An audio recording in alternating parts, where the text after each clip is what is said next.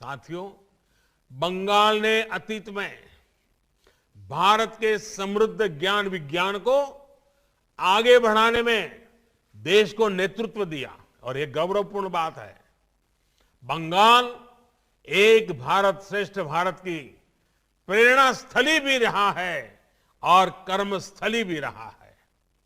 शताब्दी समारोह में चर्चा के दौरान मैंने इस पर भी विस्तार से अपनी बात रखी थी। आज जब भारत 21वीं सदी की नॉलेज इकोनॉमी बनाने की तरफ बढ़ रहा है, तब भी नजरें आप पर है, आप जैसे नौजवानों पर है, बंगाल की ज्ञान संपदा पर है, बंगाल के ऊर्जावान नागरिकों पर है। भारत के ज्ञान और भारत की पहचान को विश्व के कोने कोने तक पहुंचाने में विश्व भारती की बहुत बड़ी भूमिका है। इस वर्ष हम अपने आजादी के 75वें वर्ष में प्रवेश कर रहे हैं। विश्व भारती के प्रत्येक विद्यार्थी की तरफ से देश को सबसे बड़ा उपहार होगा कि भारत की छवि को और निखारने के लिए हम सब मिलकर के और विशेष करके मेरे नौजवान साथी ज्यादा से ज्यादा लोगों को जागरूक करें।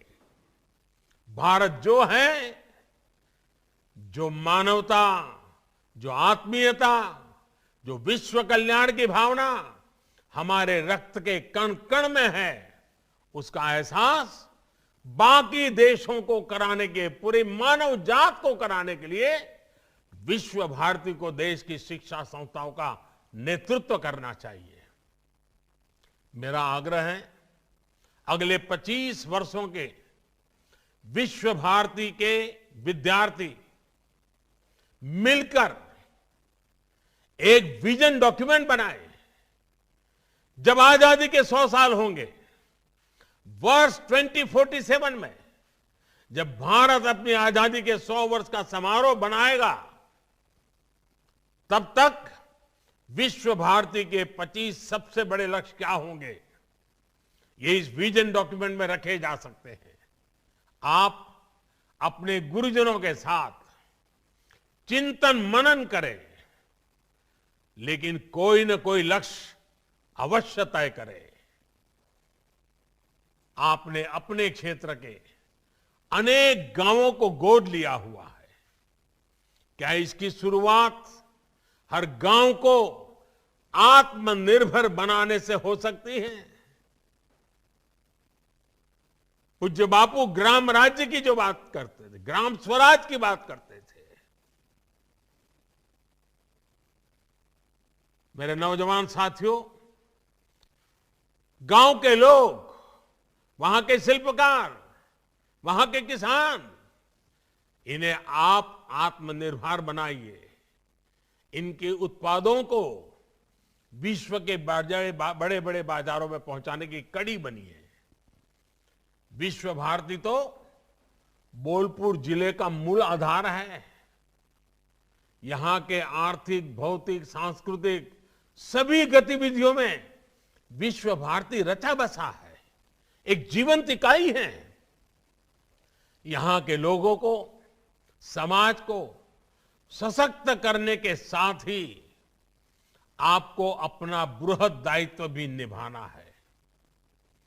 आप अपने हर प्रयास में सफल हो, अपने संकल्पों को सिद्धि में बदलें।